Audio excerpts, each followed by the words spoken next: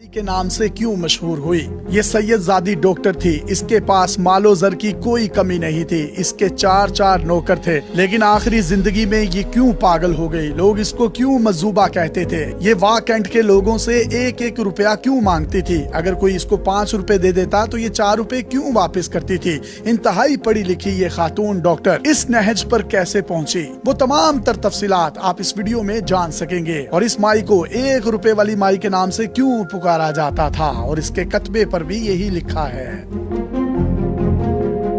उसने रावलपिंडी के इंतहाई खुशहाल घराने में आंख खोली। पूरा घराना आला तालीम याफ्ता था। बैरून मुल्क कारोबार और जायदादें थी। घर में पैसे की रेल पेल और नौकरों की लाइनें लगी हुई थी। ये पैदा हुई तो उसके लिए 4 नौकरानियां रखी गईं। वो एक इशारा करती तो हर चीज हाजिर हो जाती। उसकी कोई ख्वाहिश अधूरी नहीं रहती थी। ये इस हवाले से खुश नसीब थी कि उसे प्यार करने वाले वालिदैन, खुशहाल घराना और जान लुटाने वाले भाई मिले। ऊपर से कुदरत ने उसे कमाल की जहानत से भी नवाजा था। स्कूल में गई तो बाकी बच्चों से कहीं अच्छी कारकर्दगी ने उसे असातिज़ा की आंखों का तारा बना दिया। स्कूल के हर फंक्शन में ये सबसे आगे होती। मैट्रिक के बाद FSC मेडिकल में दाखिला लिया और इम्तियाजी नंबरों से इम्तिहान पास किया। उसके लिए पाकिस्तान के हर मेडिकल कॉलेज के दरवाजे खुल चुके थे। उसके भाई जर्मनी में सेटल थे। वो तालीम के बाद जर्मनी में ही अपना कारोबार कर रहे थे। भाइयों ने उसे MBBS के लिए जर्मनी बुला लिया। वहाँ भी उसने शानदार तरीके से पढ़ाई मुकम्मल की। 5 साल डिग्री मिलने के बाद जर्मनी में ही हाउस जॉब शुरू कर दी। उसके बाद वो जर्मनी के मुख्तलिफ अस्पतालों में ड्यूटी सरंजाम देती रही।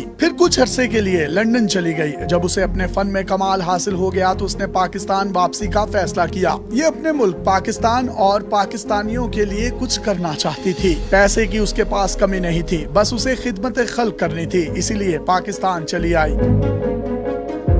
यहाँ उसने नौकरी शुरू कर दी। यहीं पाकिस्तान में उसकी मुलाकात एक डॉक्टर से हुई। दोनों जल्द ही मोहब्बत में गिरफ्तार हो गए। घर वालों से रिश्ते की बात की तो वो भी इनकार ना कर पाए। आखिर करते भी तो क्यों करते? आखिर डॉक्टर बेटी के लिए डॉक्टर का रिश्ता आया था। इस रिश्ते को कौन ठुकराता? जल्द ही दोनों डॉक्टरों की आपस में शादी कर दी गई। जिंदगी बड़ी खुशगवार गुजर रही थी। कोई परेशानी नहीं थी। दोनों मियाँ बीवी अच्छा कमाते थे, जबकि खानदानी जायदाद का तो कोई हिसाब ही नहीं था।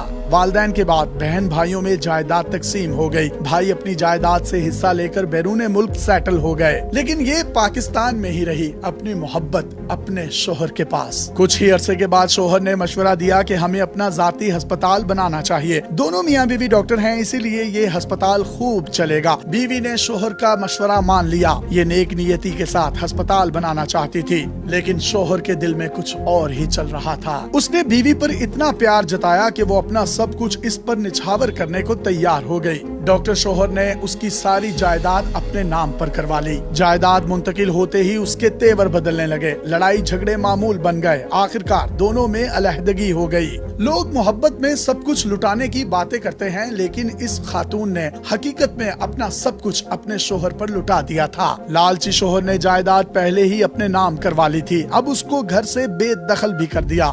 जल्द ही शोहर ने दूसरी शादी की और अपनी नई बीवी के साथ बैरून मुल्क शिफ्ट हो गया।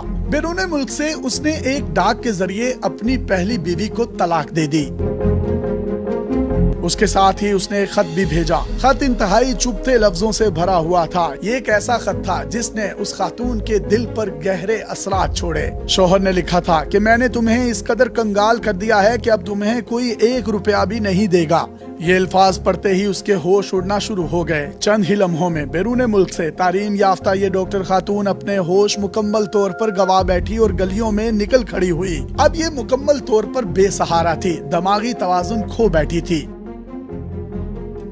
ये कहानी है वाह कैंट की एक मशहूर डॉक्टर सैयदा रिफत सुल्ताना की, जो अपने शोहर की बेवफाई और धोखे के नतीजे में पागल हुई और वो वाह कैंट की गलियों में भीख मांगती रही। डॉक्टर रिफत सुल्ताना लोगों से सिर्फ 1 रुपया मांगा करती थी। अगर कोई उसे 5 रुपए देता तो ये उसे 4 रुपए वापस कर देती। अगरचे ये होश खो चुकी थी, लेकिन उसके लाशऊर में अपने बेवफा शोहर के वो अल्फाज अब भी मौजूद थे जो उसने कहे थे कि अब तुम्हें कोई 1 रुपया भी नहीं देगा। शायद यही वजह थी कि वो लोगों से सिर्फ 1 रुपया लेने का ही इसरार किया करती थी। उसने वाह कैंट की गलियों में 20 साल से ज्यादा अरसा यूं ही भीख मांगते हुए गुजारा। ये मुकामी लोगों में माई मजूबा के नाम से मशहूर हुई। बहुत से लोग इसे 1 रुपए वाली माई के नाम से भी जानते थे। आखिरकार 20 साल गलियों की खाक छानने के बाद इस आला तालीम याफ्ता फकीरनी का इंतकाल हुआ। इंतकाल की खबर पूरे वाह कैंट में जंगल में आग की तरह फैल गई। पूरा वाह कैंट सोग में डूब गया। इसके जनाजे में लोगों की बड़ी तादाद ने शिरकत की। पूरा शहर उसकी रुखसती का सोग मना रहा था। कहने वाले कहते हैं कि जिस दिन ये 1 रुपए वाली माई का इंतकाल हुआ, उस दिन ना तो वाह कैंट की कोई दुकान खुली, ना किसी खोखे का शटर उठाया गया और ना ही कोई स्कूल या तालीमी इदारा खुला। सब लोग माई मजूबा या 1 रुपए वाली माई के जाने का गम मनाने में इतना खो चुके थे कि कारोबारी जिंदगी उन्हें याद ही न रहे।